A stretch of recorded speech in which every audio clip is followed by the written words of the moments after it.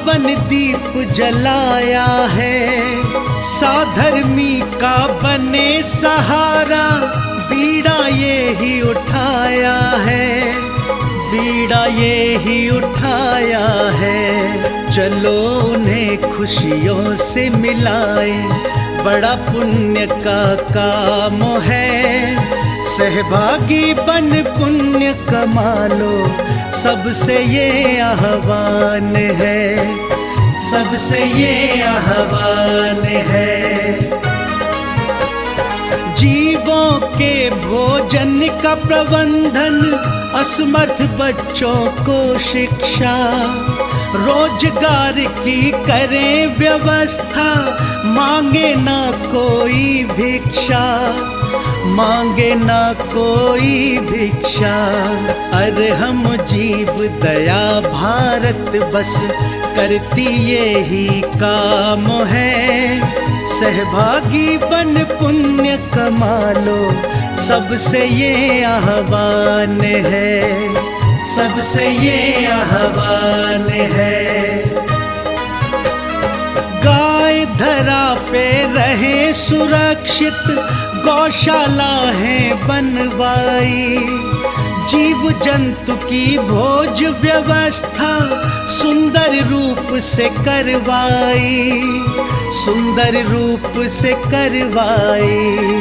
साधर्मी भूखा ना सोए, रखना सबका ध्यान है। सहभागी बन पुण्य कमा लो, सबसे ये आह्वान है, सबसे ये आह्वान है।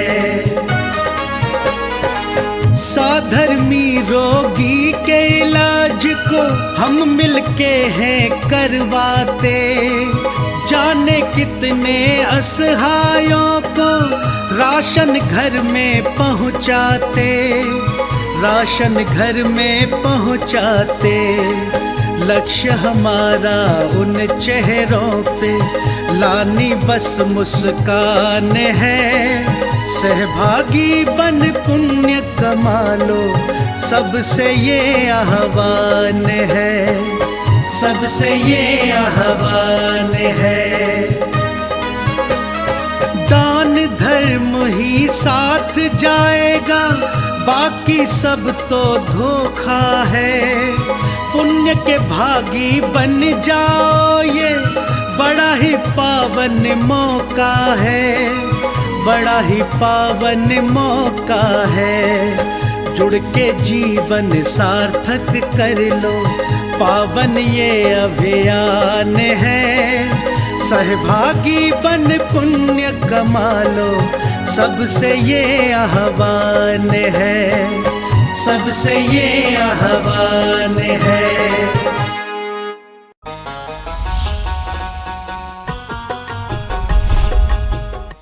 इस कार्यक्रम के पुण्यार्जक हैं प्रणम्य वाणी देवदूत। प्रणम्य गुरु की वाणी पहुँचे घर घर, सम्यक ज्ञान प्रभावना होवे घर घर। सभी प्रणम्य वाणी देवदूत के पुण्य की बहुत बहुत अनुमोदना। मात्र 12,000 रुपए वार्षिक सहयोग राशि प्रदान कर प्रणम्य वाणी देवदूत बने। अधिक जानकारी के लिए संपर्क करें।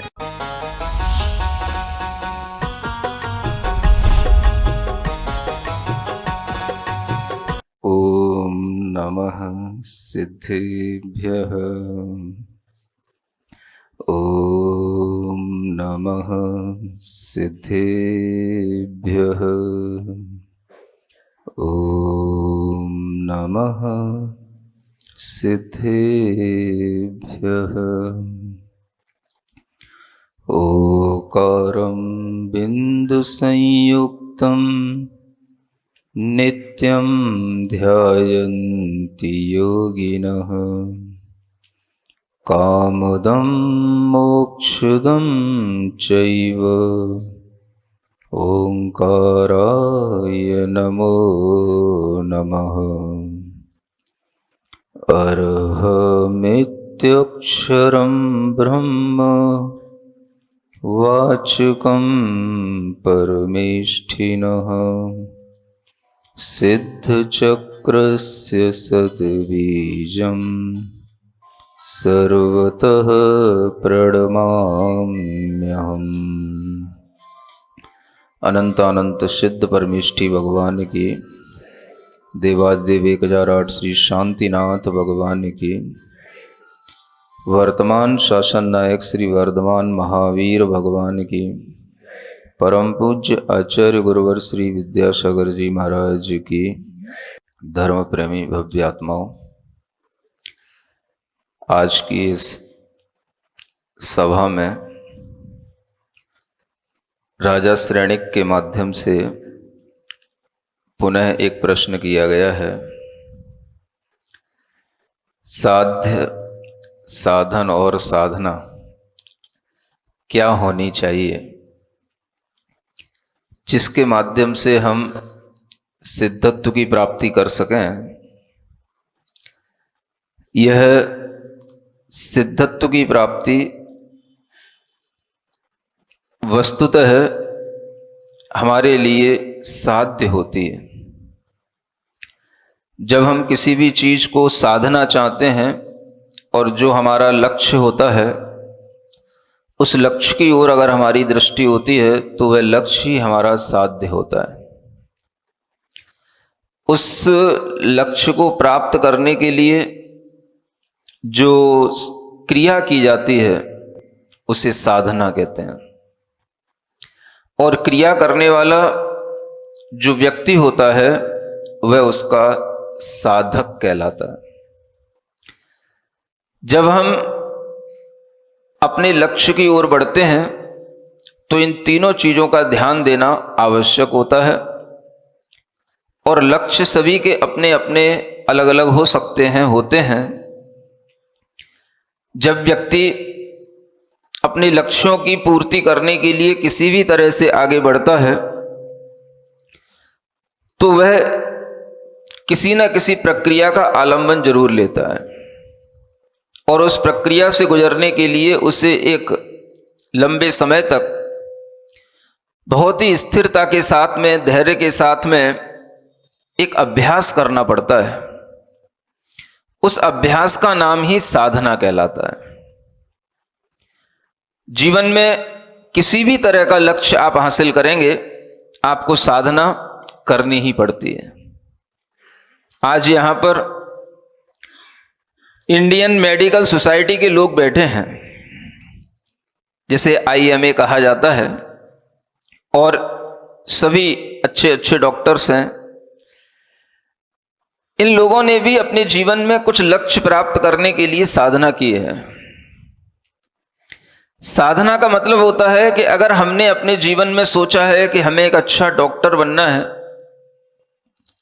तो उस डॉक्टर बनने के लिए जो हमने स्टडी की है और उसके बाद में जो हमने प्रैक्टिस की है, उससे जो हमने एक अच्छा एक्सपीरियंस लिया है, वो हमारी साधना के माध्यम से हमारे सामने आता है। आप सोचें, आज के समय में अगर कोई भी व्यक्ति एक अच्छा डॉक्टर बनता है, उसे कम से कम 7 साल लगते हैं, कम से कम, और भी अच्छा एक्सपीरियंस डॉक्टर बनने के लिए तो उसे 10 साल लग जाते हैं।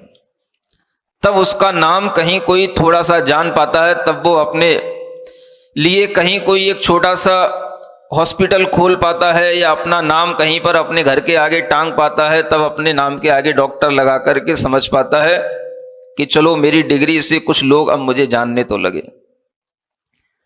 ये 10 साल की एक साधना होती है। बिना साधना के कभी भी किसी के लिए कोई साध्य उपलब्ध नहीं होता। एक विद्यार्थी पढ़ता है और पढ़ते पढ़ते अपने जीवन में कितनी तरह की सब्जेक्ट्स पढ़ता है, कितनी क्लासें पास करता चला जाता है, और कितनी तरह की स्कूलों में और कॉलेजों से गुजरता हुआ अपने जीवन को आगे बढ़ाता हुआ कुछ पाता है। ये उसकी एक साधना होती है। बिना साधना के कोई विद्यार्थी कोई अच्छा व्यक्ति नहीं बन सकता, अच्छे पद पर नहीं पहुंच सकता। एक अच्छा डॉक्टर बनने के लिए, एक अच्छा इंजीनियर बनने के लिए, एक अच्छा देश का कोई अच्छा सिपाही बनने के लिए भी आपको बहुत बड़ी साधना करनी पड़ती है। बिना साधना के आप किसी का भला नहीं कर सकते। और जो साधना की जाती है, उस साधना को करने वाला जो व्यक्ति होता है उसी को साधक कहा जाता है। उस साधना का जो लक्ष्य होता है वह साध्य कहलाता है। अब ये लक्ष्य अपने अपने तरह के अलग अलग हो सकते हैं। यहां जो लोग प्रमुखता से आज अतिथि के रूप में बैठे हैं, ये डॉक्टर्स हैं। इन्होंने अपने जीवन का एक ही लक्ष्य बनाया होगा कि मैं एक अच्छा डॉक्टर बन जाऊं। आप सभी अच्छे डॉक्टर बन गए, एक्सपीरियंस होल्डर भी हो गए, आपकी अच्छी प्रेस्टीज भी सोसाइटी के अंदर हो गई, सिटी के अंदर हो गई। इसके बाद भी क्या कोई आपके जीवन का लक्ष्य हो सकता है?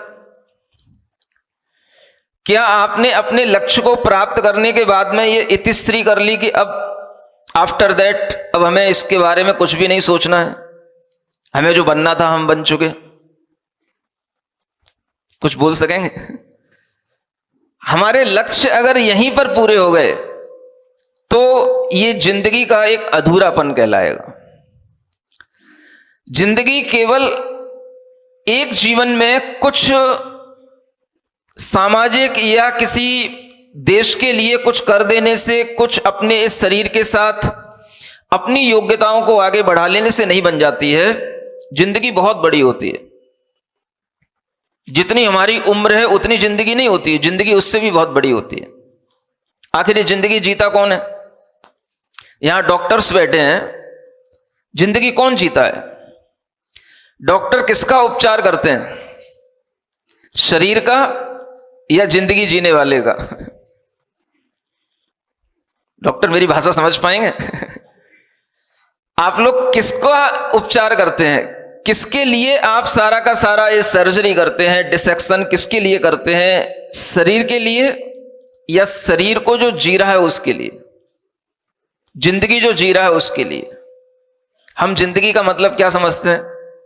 जो हमें शरीर मिला है, इस शरीर के साथ में हम जो आगे बढ़ रहे हैं, इसके साथ में हमने जो क्वालिफिकेशन या किसी भी तरीके की कोई भी हमने प्रेस्टीज अचीव कर ली है, केवल इतना ही हमारी जिंदगी का लक्ष्य होता है।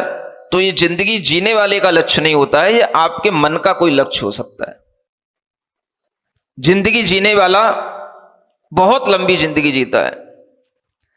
डॉक्टर्स हम बन सकते हैं, बन भी गए हैं, लेकिन डॉक्टर बनने के बावजूद भी हमारे जीवन और आगे तक चलता है। केवल जीवन मृत्यु पर्यंत तक ही नहीं होता, मृत्यु के उपरांत भी जीवन होता है, और जिंदगी जीने वाला वह जीवन फिर जीता रहता है। आज के पढ़े लिखे लोगों को उसी ओर ध्यान देने की जरूरत है कि यह जो जीवन जीने वाला है वो कौन है, जिंदगी जीने वाला है वो कौन है। हम उस जिंदगी जीने वाले के लिए भी कभी सोचते हैं या केवल शरीर के लिए ही सोचते हैं? आप भी वैद्य हैं, और जिन तीर्थंकरों ने हमें इस अध्यात्म का उपदेश दिया है उनको भी वैद्य कहा गया है, बहुत बड़ा चिकित्सक कहा गया है। समझ में आ रहा है? आप डॉक्टर हैं, वैद्य हैं। पहले वैद्य हुआ करते थे। वैद्य एक तरह से जो आयुर्वेद की चिकित्सा के माध्यम से चलते हैं उन्हें वैद्य कहा जाता है। जो नाड़ी का ज्ञान रखते हैं उन्हें वैद्य कहा जाता है। जो वात पित्त कफ को जानते हैं उन्हें वैद्य कहा जाता है। और जो MBBS के थ्रू डिग्री लेकर के डॉक्टर्स बनते हैं उन्हें वैद्य नहीं कहते हैं, उन्हें चिकित्सक कहते हैं। जब आपके सामने एक मॉडर्नाइज होकर के ये जो हमारी पद्धति है आयुर्वेद की, ये सामने आई है, और ये डॉक्टर्स के रूप में जब आप आकर के प्रतिष्ठित होते हैं, तो उस समय पर भी आपके दिमाग में एक बात और रहनी चाहिए कि जिंदगी जीने वाला कौन है, और उस जिंदगी जीने वाले के पास में भी कोई रोग है कि नहीं, उसकी भी कोई चिकित्सा है कि नहीं। तो हमारे तीर्थंकरों ने हमें उस चिकित्सा तक पहुंचाया है जो जिंदगी जीने वाला है वो कभी भी रोगी हो ही नहीं। इस तरीके की चिकित्सा देने वाले तीर्थंकर हमारे सामने हुए हैं। आप केवल शरीर की चिकित्सा तक सीमित रहते हैं।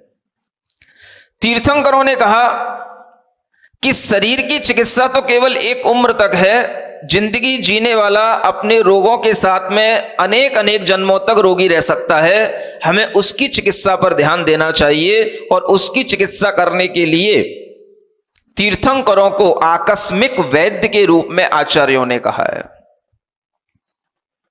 उन्हें बहुत बड़ा चिकित्सक कहा गया है, और वो चिकित्सक बनकर के दुनिया को चिकित्सा की विधि देकर के और स्वयं भी इतने निरोग हो गए कि आज हम उनकी भक्ति भी करते हैं तो हमारे अंदर निरोगता आने लग जाती है।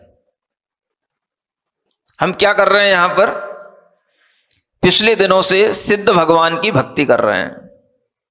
सिद्ध का मतलब प्योर सोल्स, शुद्ध आत्माएं। उन शुद्ध आत्माओं की जब हम भक्ति करते हैं, और आचार्य पूज्यपाद महाराज जैसे एक महान आचार्य जब उनकी भक्ति करते हैं, तो उनकी उस भक्ति करते हुए भी अपने अंदर यही भाव लाते हैं, आतंकारते रभावे तद उपशमन वद भेषजा नर्थ तावत। आज देखो कैसा संयोग है, भगवान की भक्ति करते हुए कहा जा रहा है कि हे भगवान, व्यक्ति के अंदर आतंक और आर्त इनका अभाव अगर हो जाता है तो फिर उसे कभी भेषज माने औषधि की आवश्यकता नहीं पड़ती है। भेषज माने औषधि, दवाइयां। ये किसके लिए आवश्यक हैं? जिसके लिए कोई आतंक उत्पन्न हुआ हो। आतंक कहते हैं रोग को। आज के समय में आतंकवाद जो नाम चलता है वो अलग रूप में चलता है। आतंक माने रोग, और उस रोग से जब दुख उत्पन्न होता है तो उस दुख को दूर करने के लिए चिकित्सा की जाती है, उसके लिए दवाई दी जाती है। तो यहां आचार्य एक उदाहरण देकर के बता रहे हैं। आचार्य पूज्यपाद महाराज एक बहुत बड़े आयुर्वेद के महान आचार्य हुए हैं, और वो उदाहरण दे रहे हैं सिद्ध भगवान की भक्ति में कि हे भगवान, जिस तरह से जिसके अंदर कोई रोग नहीं है, रोगों का दुख नहीं है, उसके लिए किसी भी प्रकार की औषधि व्यर्थ है, अप्रयोजनीय है, कोई मतलब नहीं है, उसी तरह से हे भगवान आपके अंदर ग्लानि आदि का अभाव हो जाने के कारण से आपको मृदु शयन आदि की कोई आवश्यकता नहीं है। ये जो पिछले 2 दिनों से चर्चाएं की हैं, उसके लिए एक उदाहरण यहां पर आज दिया गया है। वो उदाहरण औषधि का उदाहरण देकर के यहां बताया जा रहा है। रोग हमारे शरीर में आतंक उत्पन्न कर देता है। सबसे बड़ा आतंकवादी कौन है? हमारे शरीर में उत्पन्न हुआ रोग ही सबसे बड़ा आतंकवादी है, जो हमारे शरीर को पूरा हिला देता है। आपने कभी महसूस किया इस बात को? बुखार आ जाए पूरा शरीर आतंकित हो जाता है, जुकाम हो जाए पूरा शरीर आतंकित हो जाता है, कोई लंबी बीमारी हो जाए पूरा शरीर आतंकित हो जाता है, मन आतंकित हो जाता है, उस व्यक्ति का किसी भी चीज में कहीं पर भी मन नहीं लगता है, और वह उसी आतंक के कारण से फिर दुखी होने लग जाता है। आतंक माने रोग, जिसके कारण से हमारा मन, हमारा तन सब कुछ बिगड़ जाए, हमारा स्वास्थ्य बिगड़ जाए और हम अपने में ना रह पाएं, उसका नाम है आतंक। उसे रोग कहा गया है।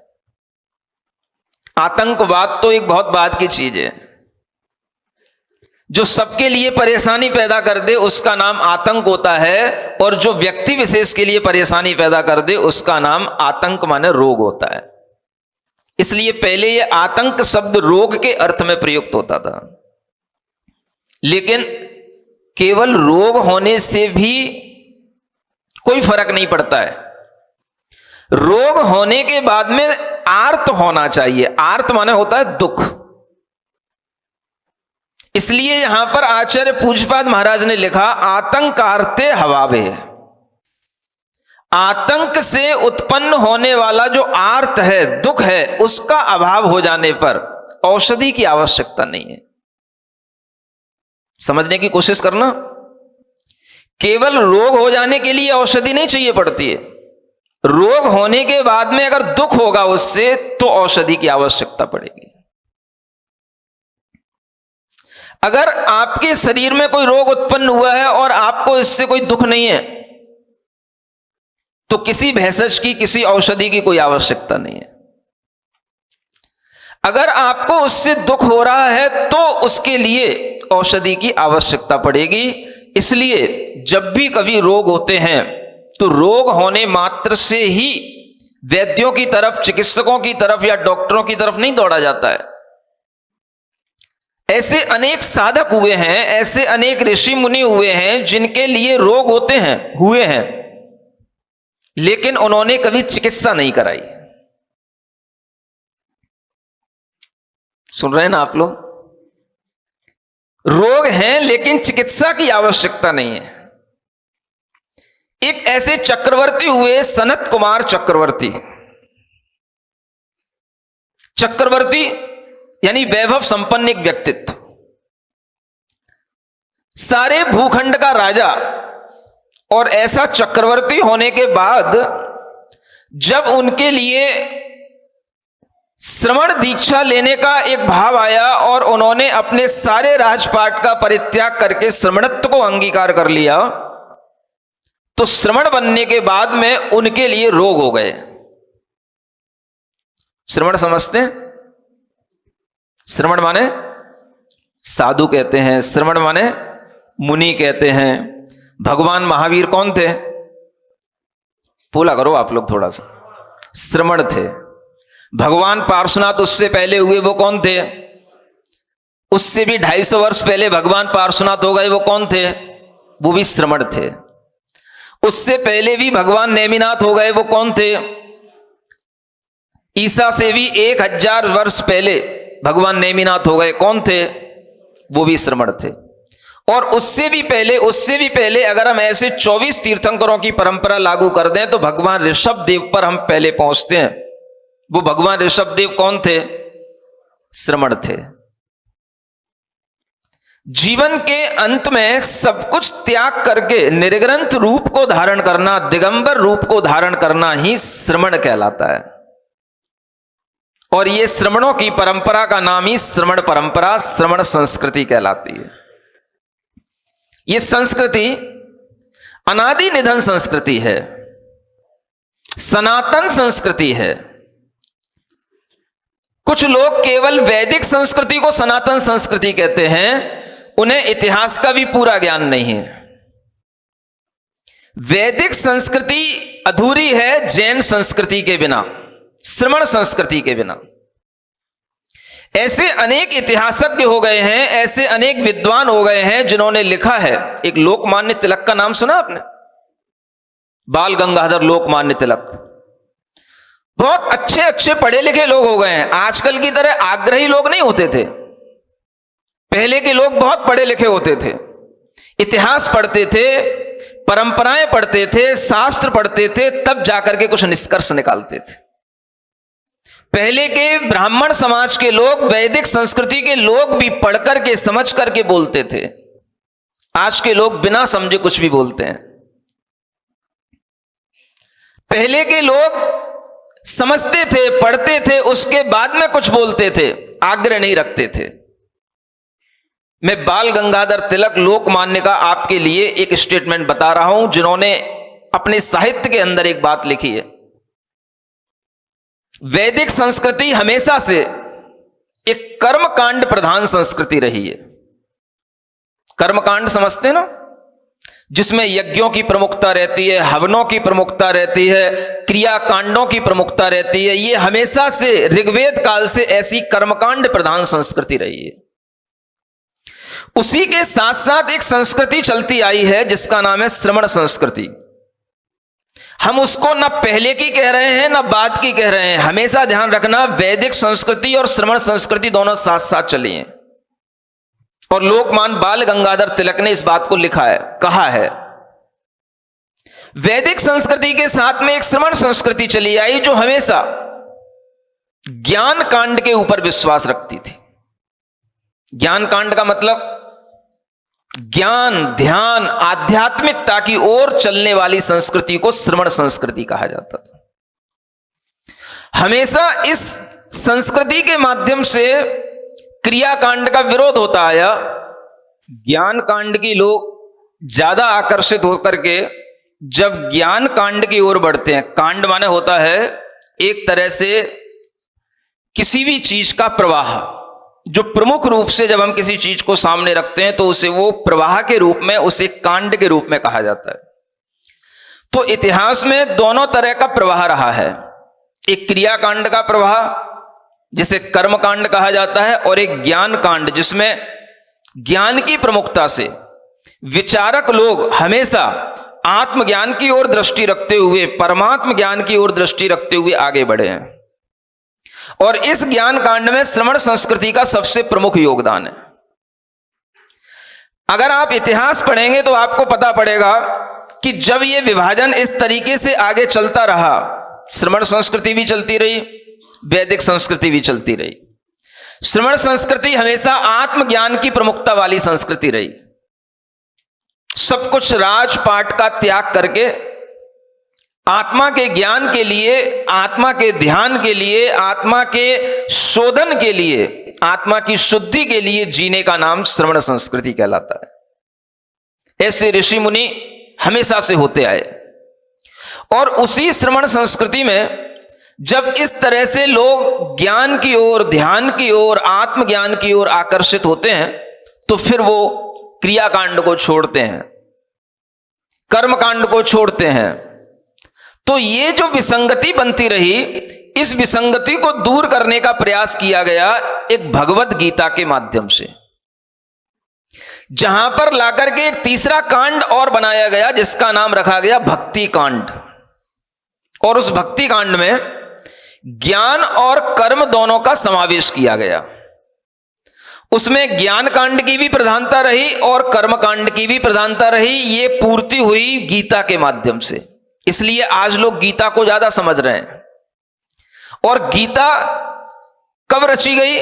वो व्यास के द्वारा महाभारत के अंतर्गत एक पोर्शन आता है, उसका नाम गीता है।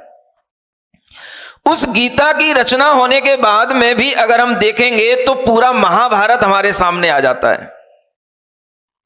आप चाहे महाभारत युग की बात कर लें, महाभारत की रचना करने वालों की बात कर लें, आपको हमेशा निर्ग्रंथ श्रमणों का सद्भाव इस भारत की धरा पर हमेशा मिलेगा। अगर हम महाभारत की बात कर लें, वेद व्यास की अगर हम वो महाभारत भी पढ़ लें तो उसमें भी आपको श्री कृष्ण अर्जुन से कहते हुए मिल जाएंगे, आरोहस्व रथे पार्थ गांडीवम करे कुरु निर्जिता मेदिनी मन्ये निर्ग्रंथस्य सन्मुखे। श्री कृष्ण अर्जुन से कहते हैं, हे पार्थ, हे अर्जुन, रथ पर आरोहण कर लो, गांडीव धनुष को धारण कर लो, और आज ये मान लेना निर्जिता मेदिनी, आज मैंने मेदिनी माने मैंने सारी भूमि जीत ली है, ऐसा मैं मान रहा हूं। क्योंकि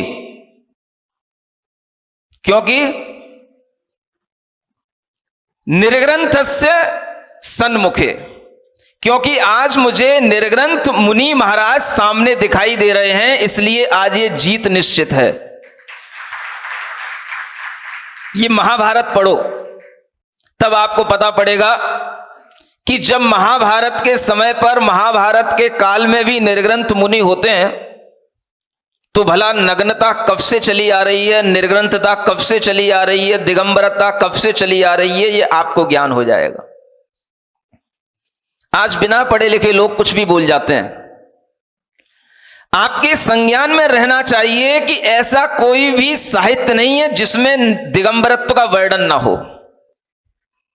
कालिदास का साहित्य पढ़ लेना, किसी भी प्रकार के एमए में पढ़ाए जाने वाले उन साहित्यों को पढ़ लेना जो संस्कृत में पढ़ाए जाते हैं, नाटकों को पढ़ लेना, हर नाटक में तुम्हें दिगंबर मिलेगा, नाम अलग मिलेगा। बिना पढ़े लिखे लोग कुछ भी बोला करते हैं। एक मुद्रा राक्षस नाटक है, विशाखा दत्त का लिखा हुआ वो नाटक है। मैंने जब उस नाटक को पढ़ा तो उसमें लिखा हुआ है अरिहंताणम शासनम, माने अरिहंतों का शासन, ये उसमें लिखा हुआ है। और ये अरिहंतों का शासन उस समय पर भी चला करता था और उसका ज्ञान भी उन लोगों को रहा करता था। ये अरिहंतों का शासन कौन सा शासन कहलाता है? ये वही शासन है जो तीर्थंकरों का शासन कहलाता है। अरिहंतों का वह शासन है, और उस अरिहंतों के शासन में हमेशा निर्ग्रंथ मुनि मिलेंगे, जिन्हें छपड़क के नाम से हमेशा कहा गया है। पुराने साहित्य में दिगंबर साधु का एक नाम और मिलता है, क्या? छपड़क। कालिदास ने एक काव्य में लिखा, और वो काव्य है जिसके अंदर वह लिखते हैं कि विक्रमादित्य की सभा में 9 रत्न थे। धनवंतरिक क्षपण को मर सिंह शंकु, वेताल भट्ट घट कर पर कालिदास है। वो लिखते हैं, ख्यातो वराह मेरी नृपते सभायाम रत्नानि संति वर रुचिर नव विक्रमस्य। ये विक्रमादित्य की सभा में 9 रत्न रहा करते थे, और उन 9 रत्नों के उन्होंने नाम गिनाए। धन्वंतरी, जिसे आप बहुत बड़े वैद्य के रूप में जानते हैं। उसके बाद में वो लिखते हैं छपड़क। छपड़क का मतलब होता है दिगंबर साधु। राजा विक्रमादित्य की सभा में भी 9 रत्नों में दिगंबर साधु, निर्ग्रंथ साधु, नग्न साधु रहा करते थे। और उसी में 9 रत्नों में एक अमर सिंह, जिन्होंने अमर कोश बनाया, शंकु नाम के एक और व्यक्ति हुए, एक घट कर पर बैताल भट्ट और स्वयं कालिदास, और एक वराह मिहिर और एक वर रुचि, जिन्होंने प्राकृत की व्याकरण भी बनाई है। ऐसे अनेक अनेक रत्न उस समय पर उन विक्रमादित्य की सभा में रहा करते थे। कहां पर निर्ग्रंथता का नाम नहीं है, मुझे यह बताओ। अगर आपको भागवत पुराण पर विश्वास है, श्रीमद् भागवत पर विश्वास है, तो उसमें देख लेना, भगवान ऋषभ देव का नाम उसमें आया है, और उसमें बहुत अच्छे शब्दों में लिखा हुआ है। 5वें स्कंद के 6वें अध्याय में आप पढ़ लेना, उसमें लिखा हुआ है, वात रसना नाम श्रमणा नाम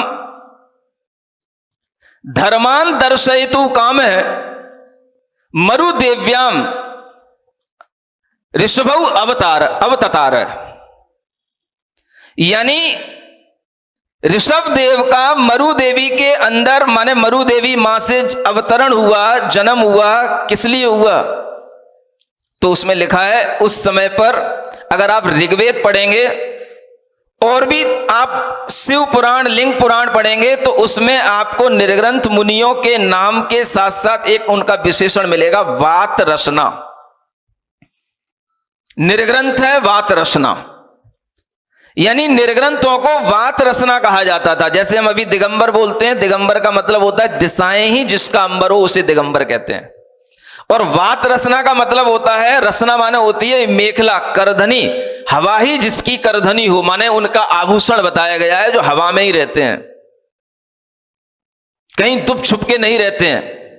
उन्हें वात रसना नाम से कहा जाता था पहले, और उनके लिए ही श्रमण नाम दिया गया है।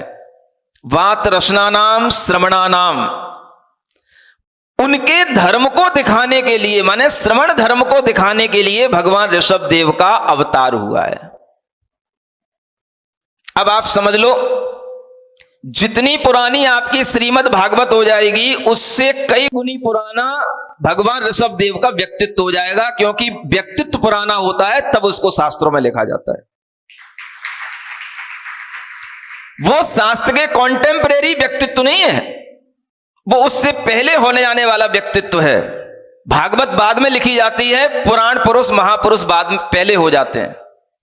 और जब वो व्यक्तित्व का नाम उसके अंदर है, ऋषभ भगवान का नाम उसके अंदर है, तो आप समझ सकते हो ये ऋषभ भगवान के द्वारा जो श्रमण संस्कृति चलाई गई है, श्रमण संस्कृति कितनी पुरानी हो सकती है। ये हर एक बच्चे को और हर एक पढ़े लिखे व्यक्ति को ये बात सुनानी चाहिए, समझानी चाहिए। कोई भी कथावाचक कुछ भी कह देता है, कोई भी पढ़ा लिखा व्यक्ति है बिना सोचे समझे कुछ भी कह देता है, आपके लिए ये विश्वास में आना चाहिए कि श्रमण संस्कृति भी एक सनातन संस्कृति है। ये बोलने की हिम्मत करनी चाहिए। वैदिक संस्कृति अगर सनातन है तो श्रवण संस्कृति भी सनातन है, अन्यथा वैदिक संस्कृति का कोई अस्तित्व नहीं रहता है श्रवणों के बिना। क्योंकि आत्मज्ञान प्रधान जो संस्कृति रही है वो श्रवण संस्कृति कहलाती है। आत्मा का उद्धार करने वाली जो संस्कृति रही है वो श्रवण संस्कृति कहलाती है। आत्मा का कल्याण श्रवण संस्कृति से ही होता है, क्रियाकांडों से नहीं होता है। केवल पांडित्य रखने से, कथा वाचन कर लेने से, टीका लगाने से नहीं होता है।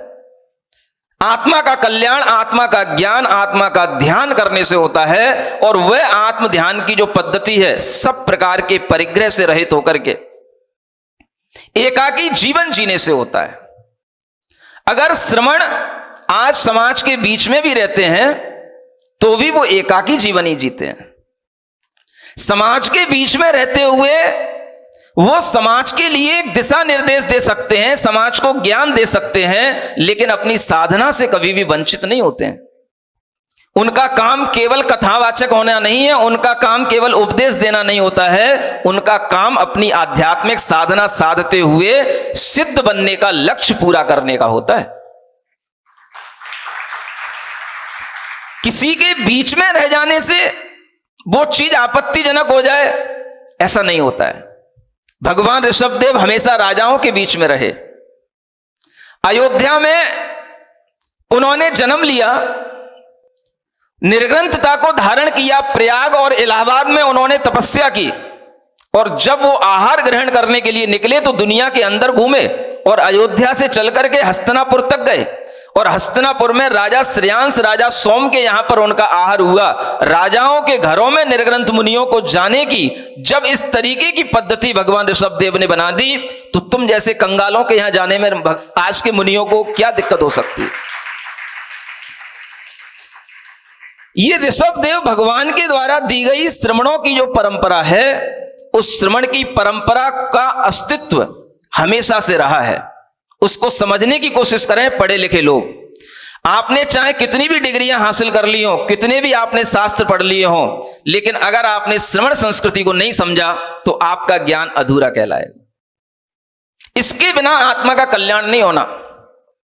आप इतिहास पढ़ें, पढ़े लिखे लोग क्या कहते हैं। भक्ति कांड गीता के माध्यम से निर्मित किया गया, जिसके माध्यम से उसमें अध्यात्म का भी उपदेश दिया गया, माने ज्ञान कांड भी समाहित किया गया, और कर्म कांड का भी उसमें उपदेश दिया गया। इसलिए आज गीता महत्ता को प्राप्त है, क्योंकि उसमें दोनों धाराओं को समावेश करने की कोशिश की गई। लेकिन श्रमण संस्कृति अपने आप में आज भी एक पृथक संस्कृति है, अलग है। कभी भी ये कहने की कोशिश मत करना कि हिंदू धर्म से जैन धर्म निकला है। कोई धर्म किसी धर्म से नहीं निकलता है। संस्कृतियां अनादि निधन होती हैं। ये धर्म नहीं है, संस्कृति है। अगर आप धर्म को किसी एक व्यक्ति से जोड़ते हो तो वो धर्म होता है, लेकिन ये किसी व्यक्ति से जुड़ा हुआ धर्म नहीं है, ये अनादि काल से प्रवाहित होने वाला धर्म है। इसलिए संस्कृति कहना चाहिए। जैन धर्म नहीं है, जैन एक संस्कृति है, एक जीने का तरीका है, आत्मज्ञान को प्राप्त करने की पद्धति है। इसलिए इसको श्रवण संस्कृति के नाम से कहा गया। इसी को तीर्थंकरों का शासन कहते हैं, अरिहंतों का शासन कहते हैं। ये ज्ञान अगर आपके दिमाग में होगा तो आपके इसलिए कभी ये प्रश्न ही पैदा नहीं होगा। हिंदू धर्म से कभी भी जैन धर्म निकल ही नहीं सकता है। आखिर हिंदू धर्म क्या भला है? हिंदू कोई धर्म होता ही नहीं है। वैदिक संस्कृति रही है। वेदों को मानने वाले लोगों की जो संस्कृति उसको वैदिक संस्कृति कहते हैं। हिंदू नाम की कोई चीज दिखा दो किसी शास्त्र में लिखी हो। किसी भी रामायण के अंदर, किसी भी महाभारत के अंदर कहीं हिंदू शब्द आया हो, बता देना मुझे। कौन सा धर्म है हिंदू धर्म? ये संस्कृति जिसको मानने में आ रही है वैदिक संस्कृति, उसको लोग हिंदू कह रहे हैं। लेकिन ये हिंदू शब्द आपका शब्द नहीं है, ये फारसी शब्द है। ये ध्यान रखना। भारत देश ये आपका शब्द है, इसको आप भूल रहे हो। हिंदुस्तान ये तब कहा गया जब यहां पर अफगान के लोग, फारसी लोग यहां पर जब आए थे और सिंधु नदी के इधर उन्हें आने में दिक्कत होती थी, और इस ओर आने पर जब वो बोलते थे तो साको हा बोलते थे। इसलिए वो सिंधु का नाम पड़ा हिंदू, माने सिंधुस्तान, हिंदुस्तान बन गया। सिंधु नदी के इधर का जो स्थान था वो सारा का सारा हिंदुस्तान कहलाता है, और उस हिंदुस्तान में रहने वाले जो भी लोग हैं वो सब हिंदू कहलाते हैं। चाहे वो जैन हो, चाहे अजैन हो, चाहे ब्राह्मण हो, चाहे वैश्य हो, कोई भी हो, सारे लोग हिंदू कहलाते हैं।